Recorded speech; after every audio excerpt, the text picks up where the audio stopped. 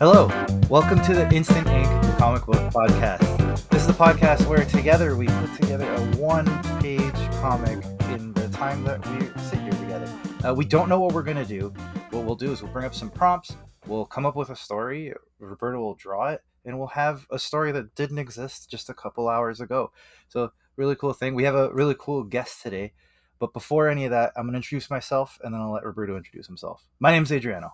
You can find me at Pesto Comics on almost every social media out there. That's Blue Sky, Instagram, Twitter, all of them. Or just go to pestocomics.com. It'll bring you to the right place. And as always, I'm joined by my co-host, Roberto. Roberto, let them know who you are. My name is Roberto Viacava. I'm the co-creator of Voyager, and founder of Green Iceberg Press. And you can find me on greenicebergpress.com and search the different social media that you like the most there. And today we're joined by a very talented writer. We got Joel with us. Joel, let them know who you are, where they can find you. Hey guys, so I'm Joel Glover. I'm based out of the UK. My Blue Sky handle is Joel Glover Author. I'm pretty sure my Instagram handle is Joel Glover Author. My Twitter handle is definitely Books After Bed because it precedes me attempting to make people read the things that I had written. But yeah, you can find me in a collection published by Adriano and in about 1,000 other places at the moment. But if you haven't picked up the pulp comic book, ebook, and collection, more fool you, because my story is really cool and fun. I could absolutely vouch for that. Yeah, so in Big Smoke Pulp, you got a really cool story in there for sure. That's how we came about finding each other, and yeah, it's been pretty well. People have been receiving not just your story, but all the stories in there very well. So I think we got a good collection going. But yeah, your story was absolutely great as part of it. So really enjoyed your entry, and yeah, that was really cool. Hopefully, with Volume 2, we'll get you in again because I don't know when Volume 2 is coming, but when it comes, I'm expecting a couple stories from you. So looking forward to that. All right. So before we get too off the rails with me hurling compliments, I'm going to bring up some prompts. All right. So ignore these ones because I've been looking at these. So that'd be cheating. I'm going to bring up some new ones. I'll read these out to you. I see one repeat, so I'll skip that one, but I'll read the rest out to you. If none of these speak to you, we can refresh them. All right. So we got not normal. What is normal and why are you not? Lost letter. A letter written many years ago unexpectedly arrives. Light bulb. Right about the moment that everything about the situation made sense. And abandoned beauty. A place that became beautiful because it was abandoned. I feel like we got some good ones there. Any of these speaking to you? Any seem like they might work? So, the thing that pulls me most is Lost Letter.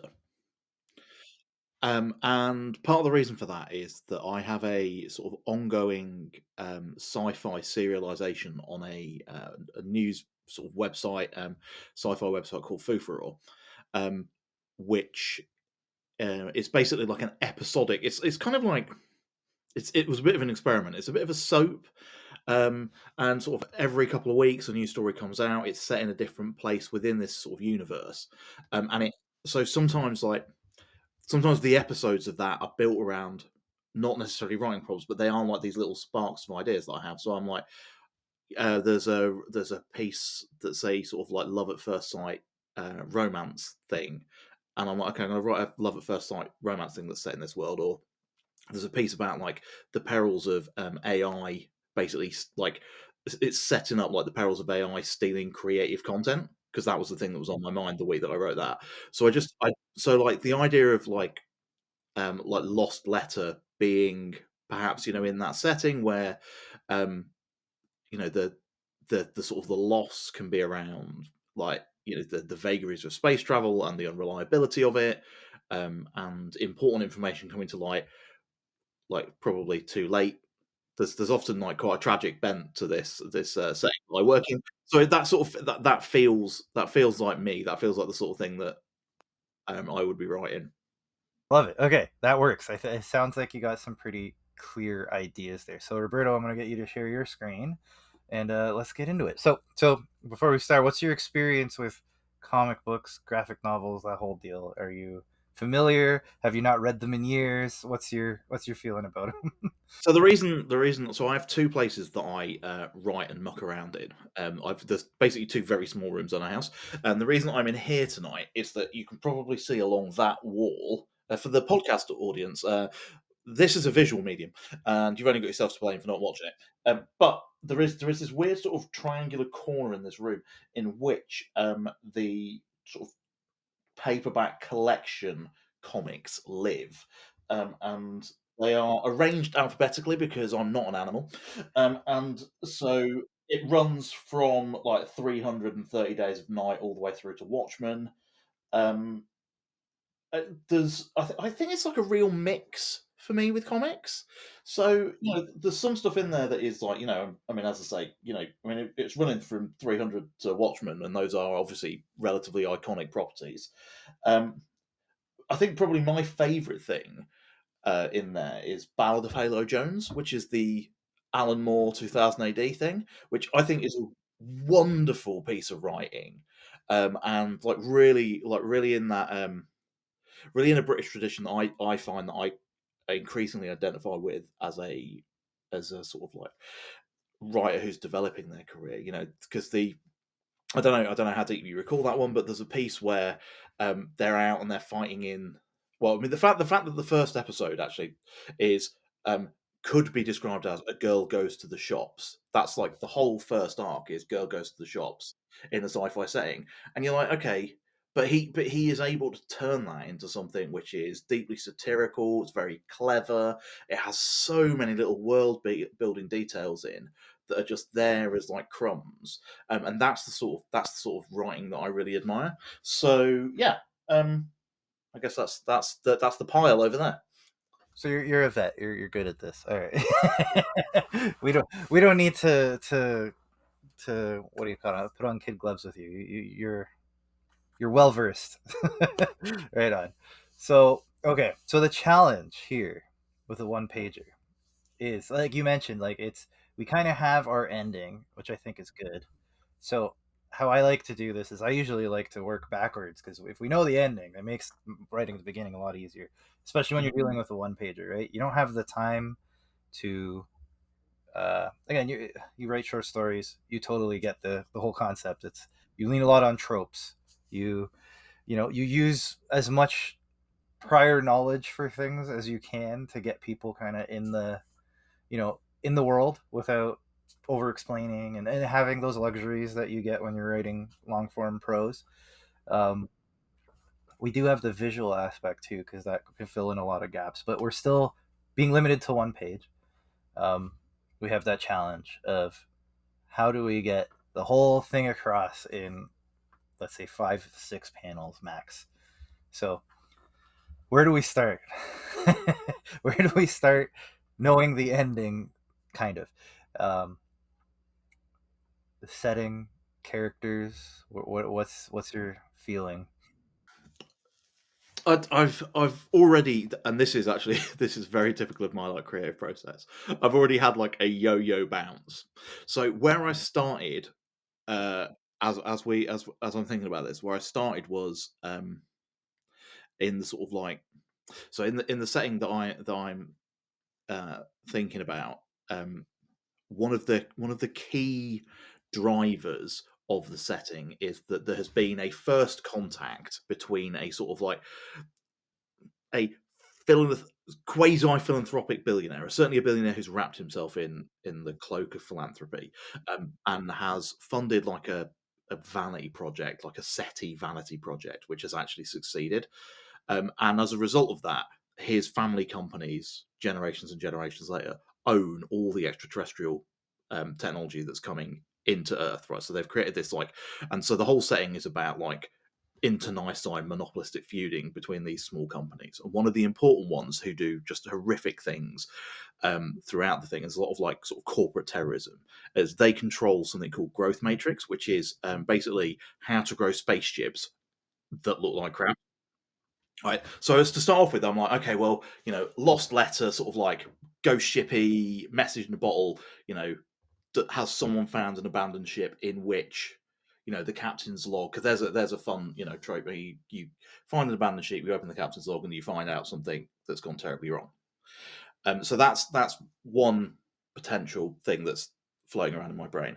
And the other thing is, because this sort of SETI type approach is driven a lot by like the arcanum around translating these alien languages into something that can be understood and understand the technology. Um, a sort of like faster than light satellite and buoy system and relay system is another company.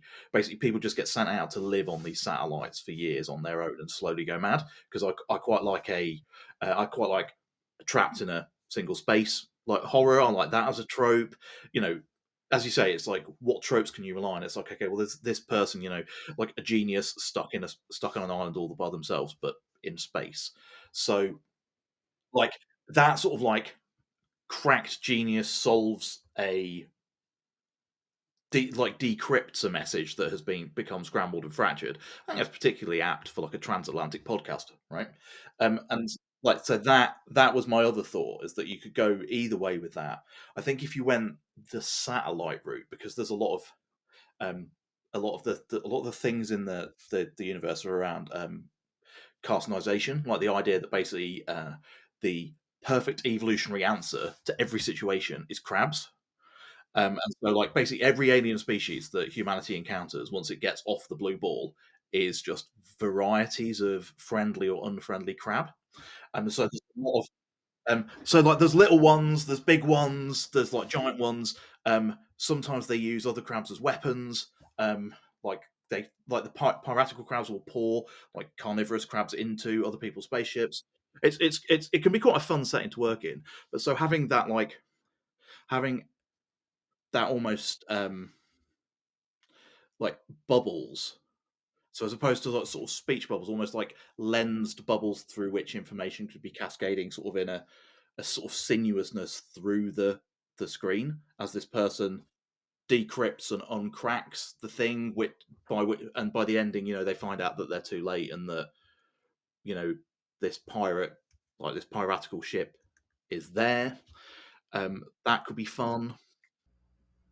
All right, I think you're onto something. We'll see what Roberto comes up with the crab people, but It's quite clear that I'm absolutely cracked like this.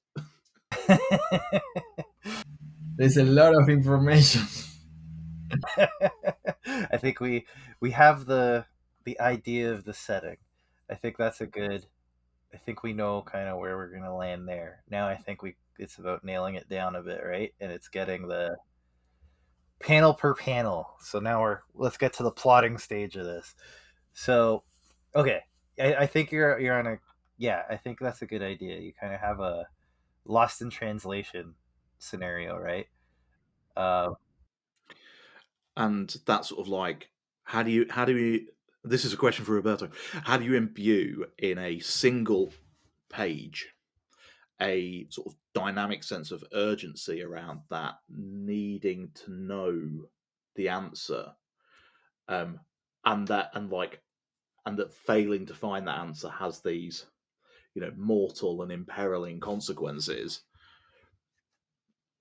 Like, as a writer, that's quite easy. Like, there's lots of like tricks that I would have to create that sentiment. I would think about um, rhythm and beat. So I have a piece that's coming out, and by the time this podcast is out, I think it will be actually in a magazine called Wensum. It's called The Coat, which is sort of a gender bent take on a Selkie myth. And a large part of that is written deliberately written in like a 6/8 Scotch spring rhythm. So it's ba ba ba ba ba ba ba ba ba ba ba, because that's the rhythm of like Scottish folk music. So like to sort of like to try and use that like those rhythmic hints even in prose to hint at something that's underneath. I don't know how to do that visually. that's what the artist is for. I'm kind of lost because I don't know what's the steps or the story. There are a lot of ideas. I don't know where do I start, where do I go from there. I'm just putting random. Yeah, I think what we're missing is the, like, at least for the sake of the one page, is what's the like central conflict that he's like, aside from having to translate it, like what's the urgency of trying to translate this, that we could kind of make a visual thing rather than just the words itself as they're, I think that second one is a great example that he's getting hit with all kinds of messages and whatever, and he's trying to make sense of what's coming, but what is he being warned about, right? What's the thing, what's the, and that's kind of where I go from starting at the end, is that you, right, you figure out what's the message that is basically like, and I assume we're going dark with this, which is going to be like you're too late, you're screwed, you're right. um, but how do we show that, how do we show, right, like why does this need to be so urgently translated? Is it a, I mean, a sign feels silly, but you know what I mean, like he receives like a warning or something. Yeah, I think a warning, um,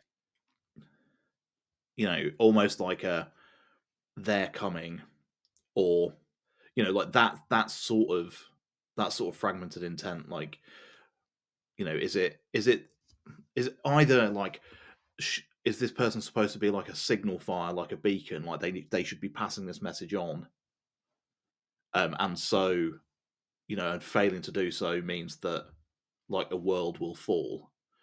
So for them, the stakes for their personal stakes might be quite low. Like they haven't done their job. Oh well, never mind. But actually, that is quite consequential.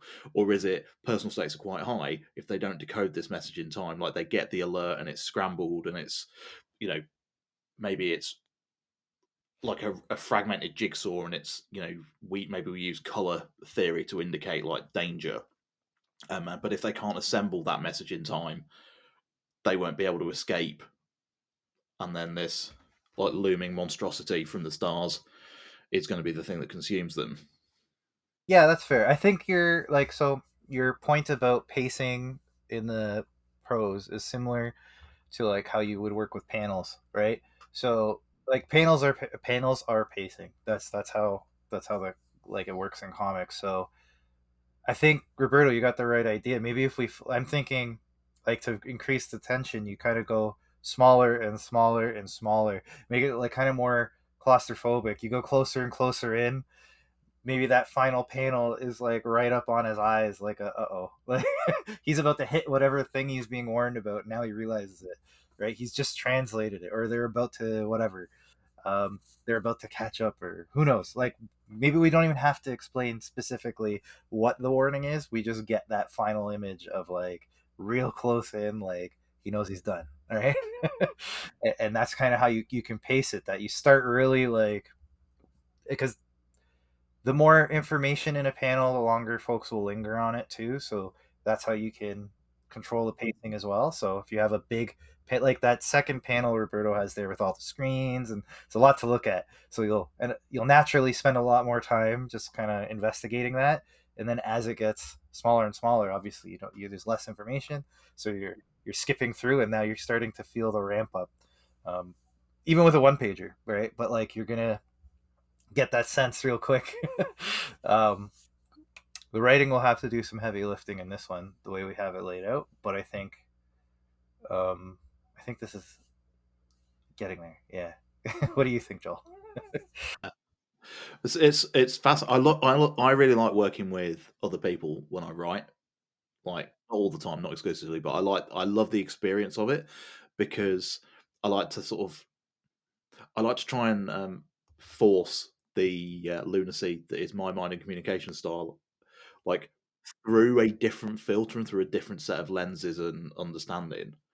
I think you get some quite interesting outcomes at the end. So whether that's you know getting editorial comments and being like, "Oh yeah, that makes sense," or like I'm experimenting with screenwriting with a writer friend of mine, and that is very similar, like to this dynamic. Like he has a lot of expertise, and I have a lot of energy, and it's about can you hose the energy through the expertise to make it into something coherent.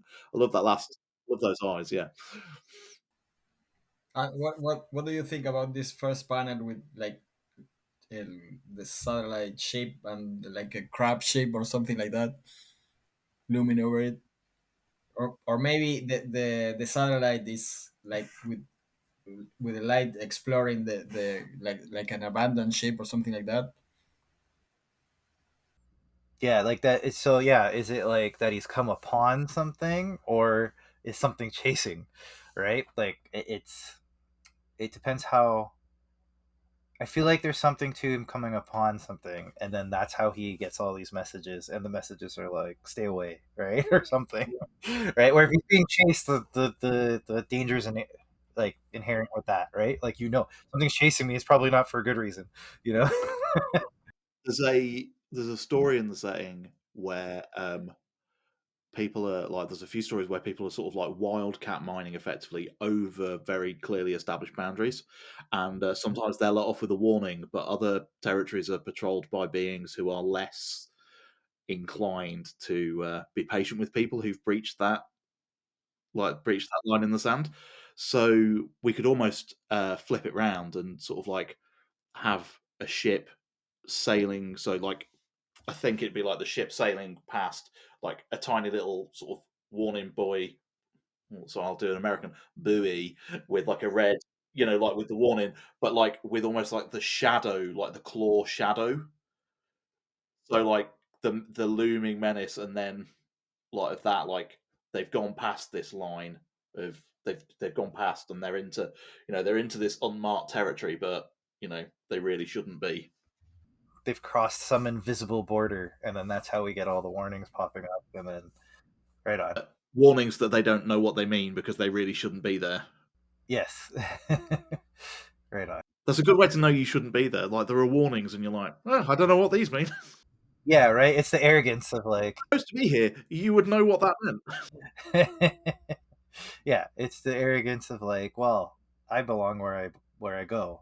You know, why would I not be allowed somewhere? I have, you know. That's part of the fun of writing science fiction, right? You can take a very, especially in the sort of the episodic way that I'm writing this particular thing. You can have a piece which explores that like colonialist mindset, like that sort of like manifest destiny. Well, we're here, and we deserve to be here, and we have every right to be here. And like actually, sometimes it's the large corporations, and it's capital, and other times it's people that are exploited by capital, but they're still infected with that sort of superstructure where they're like, okay, well. We as a species should be here. It's just I should be getting my part, or like we as a community or a group should be getting. It's just it's not like the way we've distributed it internally. Not examining the fact that actually what you're doing is consuming from the outside, something that isn't yours, and this constant need for empire to have a frontier and to expand. Yeah, and you can write 800 words on that, which and wrap it up in a spaceship crossing a line and some horrible monstrosity. And then, yeah, the next time I sit down, I'm like, do you know what? I'd really like to write something funnier today. Um, you know, very, very hard to write something funny about people getting eaten alive by crabs. I mean, I will do it. I will do it, but like, maybe it's only funny to me. Hard to say. But yeah, no. When sci-fi is done right, it's. I mean, I'm saying nothing novel here, but when sci-fi is done right, it's allegory, right? Like it's meant to be a reflection on society as it is today. So, as talking about, the collection that we've just completed that you were a part of, I received many, many stories, and you could tell the ones that understood that MO. That like, if you're telling a sci-fi story, you're really talking about today with the veneer of space, the veneer of whatever, right? Where others were just, it was Star Wars, if right, not understanding that Star Wars itself is an allegory for all kinds of things, um, right? It's I worry about that degree of like as a creator, I worry about that degree of media literacy. To be honest with you, and I know because I think the same is true of fantasy, right? I think like I think the the history and origins of fantasy are very rooted in that allegorical tradition, and I think the genre moved away from that a lot to be sort of a repetition of tropes and iteration, and um, now sometimes it just it examines what those tropes mean. But I think the best and most interesting fantasy is a reflection of it examines and explores those sorts of things. Um, I think it's easier to do in science fiction, but I think but the best science fiction is for me is the best of literature, and so and that's obviously quite um, there's a self interest in that because it's what I love, right? Um, But yeah, fantasy doesn't have that grounding that sci-fi does, right? Because it's always like our world if X was different, right? To some degree, where fantasy is kind of set in a different time, in a different world, in a different place. And so, you don't have to have that fundamental like individual tweaks. You can sweep away quite a lot, and that the problem is though. I mean, you when you hear people talk about fantasy who really think about it. I'm not saying I'm one of those people, but like I think it's quite interesting to hear them think, and it sort of makes your own reflections, right? But that sweeping away can create a laziness, can't it? You're like, oh, okay, well, yeah, well, it works. Why does it work? It's fantasy, and you're like, yeah, I guess. And sometimes that can be fun, right? Sometimes that can be fun, but um, yeah, it's just magic. Yeah, but actually, like, and if you're writing a thing where actually people don't really understand how the magic works, like, don't you can't. I don't think you should just use it as a constant Mary Sue power up. Okay, well, I've invented this character. They're like an idealized version of me, and every time they get in trouble, they're just going to be more and more powerful and overcome more and more stuff. Because I don't understand where the satisfaction as a reader and as a consumer comes from. Which actually, I guess, circles us back to the media literacy thing, right? If you watch what's happening in, like, I think Saudi Arabia is a brilliant example of this, right? You've got like an oligopolistic elite with basically infinite resources who admire the science fiction aesthetic without understanding anything about. And it's like, oh yeah, what we really liked is that one cheap cyberpunk film, and you're like, you haven't read the original text, have you? And I don't think you understood the film, which suggests you definitely wouldn't understand the text. And I know it's like a cheap Twitter joke, isn't it? Don't invent the torture matrix, don't invent the torture matrix. But it's like, well, that's what you see in certain cities. Oh, we're going to build a snow capped mountain resort in the desert, and you just think, well, with the money we're spending on that, could we not do some desalinification? Am I am I missing a meeting? Which meeting did I miss? And then I take that. Obviously, I take that, and then I put it into like a fantasy, like a swords and sandals setting in which desalinification is possible, except for it's unwelcome, you know, or whatever. And I plunge it back through. yeah, no, it's exactly like it's all about understanding the fundamentals and then building upon them rather than looking at the end product and trying to build off of that, right? That's how you get kind of your two different levels of quality, for lack of a better term, right? Like it's the understanding the rules before you break them, but in a different way, right? Yeah, very much. But yeah, it's like it's hard when you're trying to maintain genre tropes and that like you do need there's certain things that are expected in each genre, so there are certain tropes that you're going to hit in that, so it's hard not to seem derivative when you're doing that, but I think you get that when you understand the fundamentals of it, that you're building from there, that at least maybe even if you're hitting the same notes as other stories and that, because you're coming from a place that's genuine, maybe it doesn't come off as as derivative and tropey and all that, but even though you're hitting those same notes, it's a challenge, but that's the fun of it. That's the fun of the whole genre, right? Is that you can do anything as long as you kind of hit these goalposts and you understand why you're doing it on the way, right? But yeah, I think that's it, right? I think that the dividing line between derivative and tropey is understanding and intentionality. Right. So like a trope that I like to sort of pick up and peck at because it's such a fundamental trope in fantasy is like chosen one and predestination. Right. And I think a lot of that comes out of um very Americanized, I think, understandings of sort of like Western religion and Western Christianity. I think like there's a fit over for that. But I think there are other reasons why that trope is really useful for fantasy, because it's like, okay, well, you take an orphan boy and like, okay, well, to start off with, I immediately feel bad for him, right? Because most people have got parents, and most people who have parents, their parents are okay, right? So you immediately have an emotional hook there. You bang it in, right?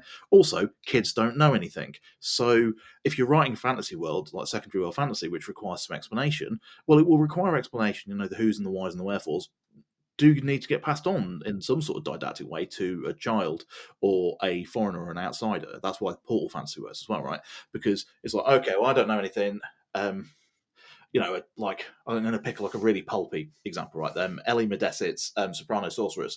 She's an opera singer. She comes to a world where singing is magic. She's like, I can sing, and people are like, don't do that. And she's like, why not? I've always done this. And they're like, because it's magic, and now you're terrifying, right? Okay, so but it's like she has all these. She has an accumulated weight of experience. She brings it into a new setting, and it has a different cultural freight. Or you take David Eddings' Porn of Prophecy.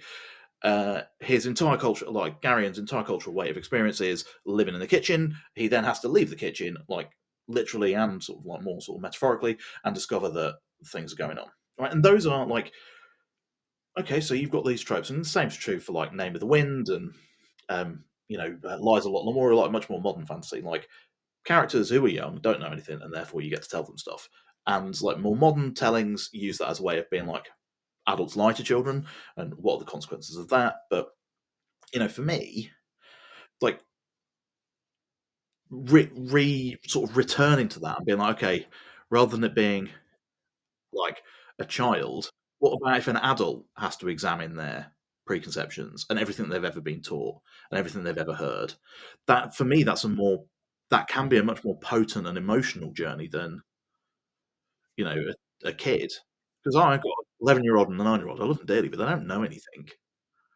You know, whereas I obviously am quite convinced that I know some stuff, and so if I was to encounter a situation which upended that set of assumptions, it would be, I mean, probably quite distressing. Yeah, absolutely. Right. It's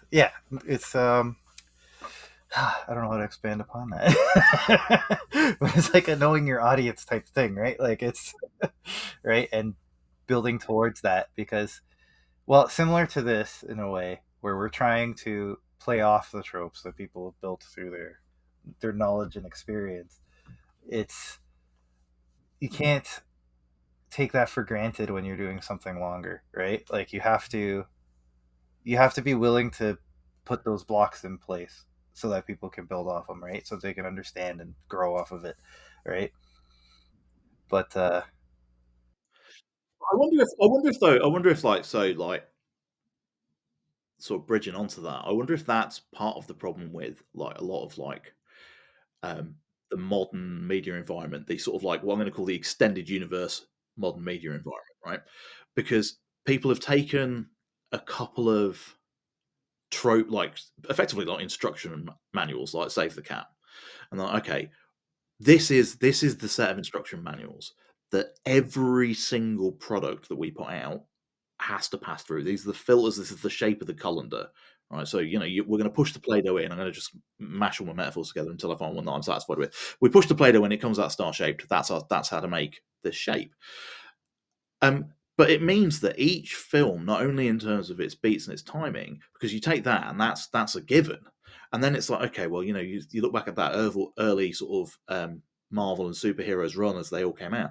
A lot of the films there was like, oh, what's the big bad at the start of Act 3? And it's like a circle. It's a big glowing circle in the sky, and you're like, well, why is that? And it's like, well, probably because at some point it tested well once, or someone saw it once when, yeah, that looks cool, and then you have it 10, 12, 14 movies in a row, and yes, it's comforting. I mean, and I'm sure we all do this, right? You go back to a media, like a piece of media, whatever it is, TV show, TV series, film, book, comic that you love on a day when you don't want to put a huge amount of effort in, and you sit there and you know, you watch The Big Short for the 14th time, and it's comforting, right? But what I sort of struggle with is I'm deliberately and actively watching, in that instance, one particular thing. But if I were to go to see, and I've sort of fallen out of love, I never thought I'd feel like this. And I'm sure I'm not unique in this, but I've sort of fallen out of love with the Marvel stuff because it's like, if you'd have told me when I was 10 and, I was spending the last of my holiday money on the Deadpool comic at the airport and the airport concession stand. And that'd be like, you get a Deadpool Spider-Man comic, and you'd be like, this is really cool. If you told me like 30 years later, by the way, you're going to be bored out of your mind by this, and you're not going to consume every property that's coming out, and it's not going to be like the tent pole around which you build a weekend. You're like, oh, okay, I'll probably wait for that to, I might wait for that to get released, and then maybe I'll get around to streaming it. But it's because of that. It's because of that perpetuation of the same thing over and over again. Whereas, you come back to my beautiful pile of comics in the corner here, like, and there's some great stuff in there, right? Like, but there's some stuff. There was some stuff that is recognized as being like the top end stuff, right? Like the Batman Nightfall run, is adored for a good reason. The collection of Why the Last Man, but those like and 100, like I've got 100 bullets at one end and Why the Last Man at the other, right? Very, very different. The way they're put together, the sorts of stories they're trying to tell. Like, really, I mean, like I'd look, and they came out pretty much at the same time, right? So I bought them in conjunction and consumed them together, but they're not the same. Whereas if you think about like, if there was a Marvel and DC movie came out this year, the chances of them looking structurally, thematically, even the color palette's pretty similar is pretty high, and that's quite sad for something that people are spending hundreds of millions of dollars building, and that entire economies are baked on. Yeah, it's an unwillingness to take any risks. Understandably so, because when they do take risks, they seem to fail more often than not. When you're dealing with hundreds of millions of dollars, I can understand the. That's part of the problem, though, isn't it? Right, like taking $100 million risk must be absolutely terrifying, right? So you minimize the amount of risk that you take, right? But actually, all you're doing is that has a flattening effect. Whereas, and the flattening effect has been created by the sort of the vagaries of Hollywood accounting and this idea that okay, everything has to cost 100 million or it's not worth doing. Whereas actually, if you took, and this sort of comes back to my professional life a little bit more, but if instead of taking one $100 million risk, you took $10 million risks, if one of those pays out 30 to 1, which like is far from the realms of possibility, you've made as much as you would have done on that $100 million risk. But so actually, there's two different ways of flattening your risk profile, and one is to flatten it artistically, but one is to diversify that risk. But by diversifying that risk, you're actually investing in the things that make people love that product in the first place, which is the creativity, which is the intentionality, which is the re-examination of tropes, it's the reinvigoration of expression. But also, if you're taking 10 risks like that, you've got dozens and dozens of actors working. So you're building an entire new. You're building off the back of that. You're creating more and further opportunities. Um, it's probably not. I mean, this is why I'm not running a Hollywood studio, other than my lack of a rampant cocaine habit and access to funding. I think it's probably those two things that are stopping me. Yeah, yeah. Yeah, I mean, I'm willing to acquire the money. I don't think the cocaine's for me. Um, but I think I could be convinced that the money. Yeah, yeah. It'll stop the best of us, right? But yeah, The problem is with that, right? People get convinced that the money's for them, and then the cocaine follows. So I think you have to be like, you have to be quite careful. that's fair. Yeah, I think they go hand in hand, right? But yeah, to your point, like it's right. It's a self defeating thing. It's an unwillingness to take risks, again, reasonably so, because you've created this machine that has to keep rolling one way or another, right? And is it better to make your money back and fight another day, or is it better to take a risk, possibly lose, but possibly hit the jackpot, right? And we're kind of in that prior world where it's just like we just need to keep this going. I think DC seems to be a little more. They they took such a hit that they seem a little bit more interested in taking not so much a risk, but at least trying something a little different. We'll see.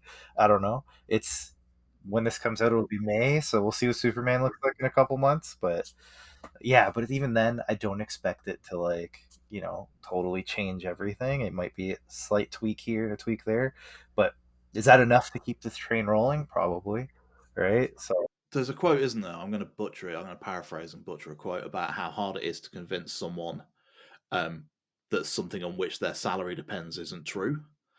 And so I feel like we're in that space. But yeah, I mean, DC have taken that like a real kick in the guts. Um, but in order to flatten out that risk, they just hired a creative away from Marvel. They didn't go and think to themselves, okay, well, Marvel have got this rack of indie creators, and sometimes it works and sometimes it doesn't. And they were at one point taking slightly bigger, bolder risks on at least that sort of auteur component.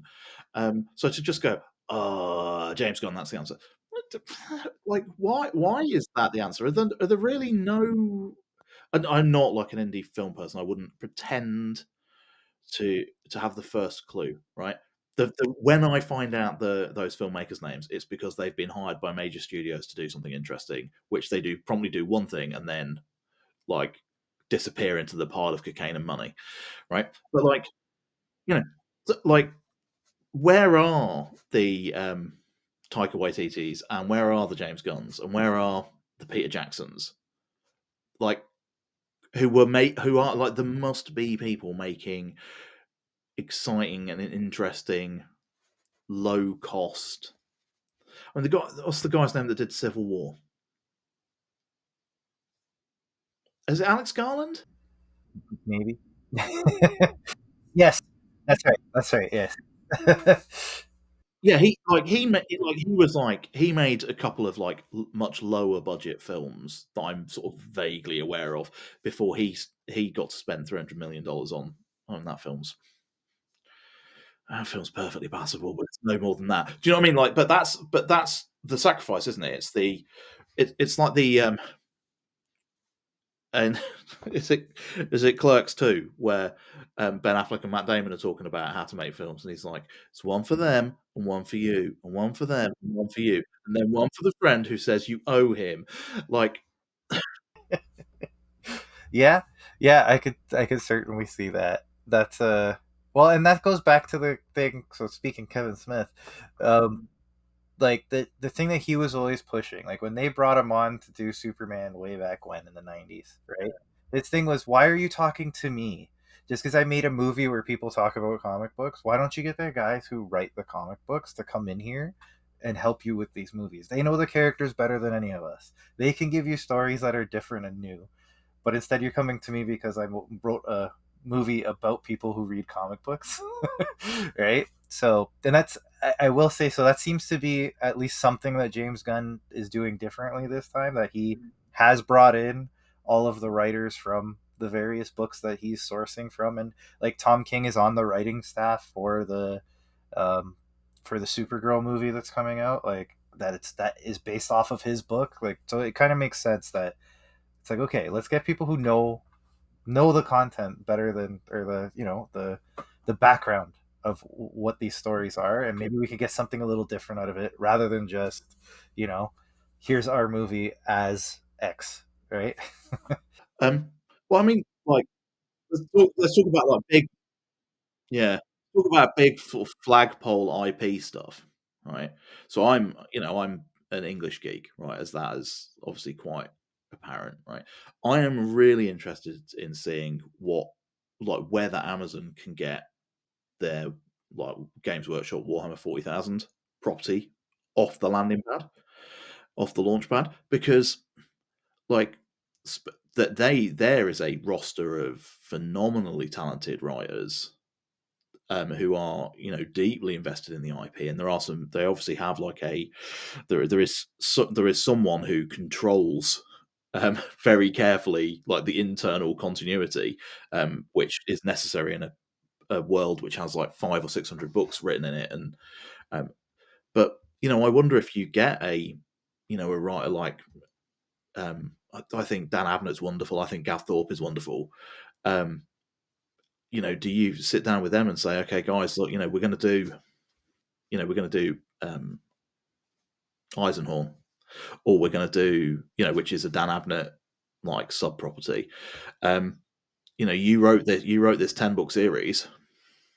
Like, work with us on like how do we and because he is, and I think he'd be quite an interesting person to do because, um, like I've got somewhere like it's not in this pile, it's in the kids pile somewhere. He did like a Wallace and Gromit like adaptation, comic adaptation, which is really clever. Like it's really well done, and it's stuffed with the sort of like the throwaway jokes in the corner of the panels that make Wallace and Gromit work, but also make it work as a comic property. But so he's quite capable of doing like a very different type of writing than a trudge through the with everyone dying. And I just wonder if like that sort of writer, if that's what the plan is to bring in people with that sort of punch to say, okay, well look, let's work with these really, screenwriting is a skill and it is a craft, but let's blend those things together.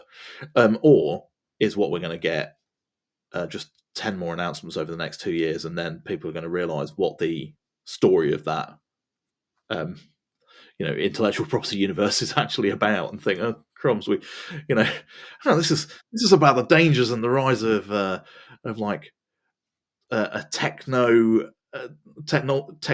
enabled theocratic fascism. I don't think we should be filming this. We're trying to do that. Why do we want to warn against it? Yeah, exactly. Do we? But I mean, it comes like as the circles in my mind always seem to spiral. Right, it comes back to the media literacy thing, right? Like if you venture into the internet, like people are like, oh yeah, oh I understand this, and then they explain, then they will just put in social media their thoughts and opinions, which are very wrong. Yeah, very, very off base. Yeah, but wrong in really well documented ways, and just like, oh yeah, no, this is what it's about, and you're like, I don't think you understand like Red Riding Hood and Goldilocks. Like, what messages did you take away from those stories as children? I'd love to hear more about that. The pigs are the heroes in Animal Farm, don't you know? They're they're industrious. They're entrepreneurs. It's it's one of those things. It's like you could interpret art however you want. Kind of. I think people take that a little too far. Like there is intention behind art as well. Like you may come at it at a different angle, but at the end of the day, like usually the artist is trying to say something relatively clear, and then how you know take what you take from that is one thing, but to completely misconstrue it into something else to promote your own, like you said, on social media, it's you can find anything. Between what did you take from this and what did the artist mean? Yes. Right, and you see it every day. It's two people look at the same thing and get totally different, but it's disingenuous, right? Like they're forcing their opinion on something, which is I think the difference between that and you know uh, full on media literacy, right? Like I think it's an intentional act, even. Yeah, is it media illiteracy or is it like an active antagonism towards towards thoughts which are not already one's own? Yes. Right? They want it to agree with their worldview, whether or not it does, right? And if it or I've so in comics, my goodness, is it ever the opposite?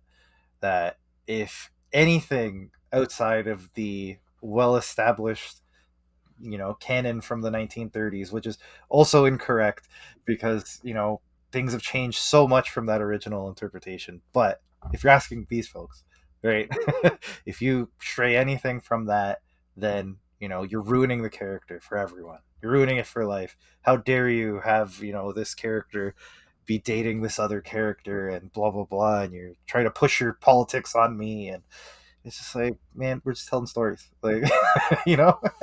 But it's that like need to push their worldview onto everything around them. And in comics, it happens a lot to the point that it's tiring. There's a physical artifact, right? That if you've got that emotional attachment to it, you have most likely also got the physical artifact. And what I don't really understand is how a physical artifact that, you know, let's say this isn't going to happen, but let's say next month, for some reason, I get hired to write Spider Man. I mean, this would be a terrible idea, but let us say that it happens. And I'm like, okay, right. Cool. You can't do worse than Spider-Man's doing right now, so don't worry about it. Yeah. Well, yeah. So it's like, okay, cool. I'm going to do Spider-Man London. He's going to go to London. He's going to do Spider-Man stuff in London, right? And my knowledge of Spider-Man is sort of just like baseline, like right. So I'm well aware that actually taking him out of his actual neighborhood is immediately problematic, right? But if you really, really hate the idea that I'm going to do a new Spider-Man based in Peckham, pick up the one that you do like, whichever iteration it is, and just read that. Like this new thing, whilst related to that old thing, is not that old thing in the same way that I am related to my cousins, but if you don't like something one of them has said, don't fucking tell me about it. Like, I don't care. Yep, yeah. It wasn't me. I didn't do it. And unfortunately, the inverse is probably more likely to be true. Do you know what Joel has said? And as my brother would say, no, but I didn't say it, so it's nothing to do with me. Like, you should talk to him about that. You know, Yeah, it's the phrase that is often repeated, and I hate hearing more like the most is, this has ruined my childhood. This has ruined my. It's like it shouldn't. It already happened. It exists. Whatever you enjoyed about it when you were younger still exists. They didn't delete all records of whatever film or whatever comic or whatever book you enjoyed when you were younger. You can always return to that. This is a different interpretation. Maybe it's not for you. That's okay. Right? Not everything's meant for you. We already did the one for you, as you've clarified. Right? So the media that we were aiming at the kids, which you are not, uh, like, but I mean, I guess it's two parts, isn't it? It's like, because I've seen that with Star Wars, right? Oh, it's ruining my childhood. It's like, is it ruining your childhood because you're actually being asked to respond to something in an adult way with an adult's perspective rather than the child's perspective, which you brought to something which you first ingested as a child. Like, I like Cocoa Pops and a chocolate crunchy rice cereal, and as a child, I would eat them as frequently as I could. And as an adult, I don't do that because they're absolutely awful for you. So, like, but I don't think, oh, well, my childhood is ruined because I've discovered that, like, the insulin spike that I get from eating, like, a chocolate crisp rice product with extra cream on the milk is bad for me. No, I think to myself, oh, this brings back the memories of childhood. I should probably only have one bowl of these. Right. So, I mean, that's my first part. And then my second part is, right,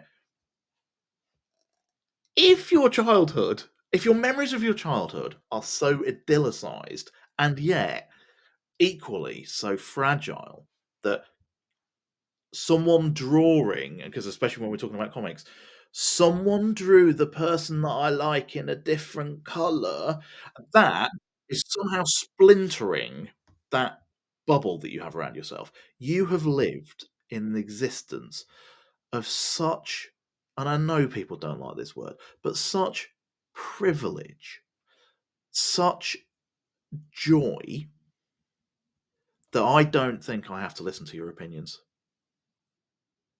I just don't. Like, if that is the one thing, and it's different if it's like, okay, well, this, like, it's I'm not saying, someone's gone through, like, a terrible childhood and they've got, like, this one physical, tangible possession that was this one ray of hope that they had through that difficult time, and then someone smashes it, because that isn't what we're talking about. We are talking about, oh, well, Jessica Rabbit. Oh, what was it in the Looney Tunes film recently? The because there was the Space Jam 2. Oh, the Space Jam 2 rabbit's not as sexy as the Space Jam 1 rabbit. Like, if you thought the Space Jam 1 rabbit was sexy when you were 8, you were a weird 8-year-old. And if you're complaining now that the rabbit isn't sexy enough, you're a weird 40-year-old. And I don't want to do it. No. Oh, the rabbit's not sexy enough for me. Like, keep one of the many problems with social media is people are unashamed to be horny where people can hear them. Like, no. You should like there is a use for shame, and it is keeping that to yourself. Yeah, it's definitely like a unabashed. My opinion is, it's the, what do they call it? That now people are getting upset that they call it that. Is the main character syndrome, like the world? Yeah, yeah, but it is though, isn't it? It's Little Prince syndrome, like But it's the thing is about the fascinating thing about that is it's not like a new discovery. I forget what the Greek term of it is, but like there was a Greek philosopher who was like, "What if I'm the only person who exists?" And then like you still get people now coming up with it, like they're having this not. I mean, firstly, like unless you're inventing a computer chip, and I've got friends who've invented computer chips. They're very clever people, right? But like unless you're doing something like that, you are not. You are very unlikely to be having novel, like truly novel thoughts. And I say this, someone who in their like this is not my profession, but it's my passion. Like I create things. I will write poetry or like short stories. The things that I'm doing aren't they are new, but they're not novel because they're influenced by what I've been influenced before. I bring my own experiences into them. I sort of smash everything together, right? They're like a gumbo of stuff, right? But I'm not inventing I'm not. I mean, actively not inventing new genres, new ways of thinking, new ways of writing. I'm not that intelligent. I'm not that creative, and I don't think people would read it even if you did, right? But the idea that like other people are even more self-indulgent than me, that they think their stupid opinions are somehow like the first thing that anybody's ever thought. Groundbreaking every time. Yeah. In the beginning, there was my opinion, Yeah. and the Lord said, "Keep it down. Put that pomegranate back on the tree and shut up." Is that actually the motto of? Is that really what the original sin was? It wasn't taking the fruit; it was sharing the opinion after taking the fruit. I'm up for that reinterpretation. I'm down for it. But I think that's the big difference though, right? It's appreciating that, and that's what makes, like, that would make you a good writer, is that understanding that what you are coming up with is, as you mentioned, it's an addition to a long history of, things that have come before it, things you've been influenced by, and then you're with the spice of your personal experience and the differences you're bringing to it. But realistically, it's 90% stuff that was already there, that you, me, anybody who's doing this and takes it seriously understands whole cloth, right? Where that's like the amateur thing, that they think that they came up with a story that they've never seen before, and not understanding that you've never seen it before because you're inexperienced, right?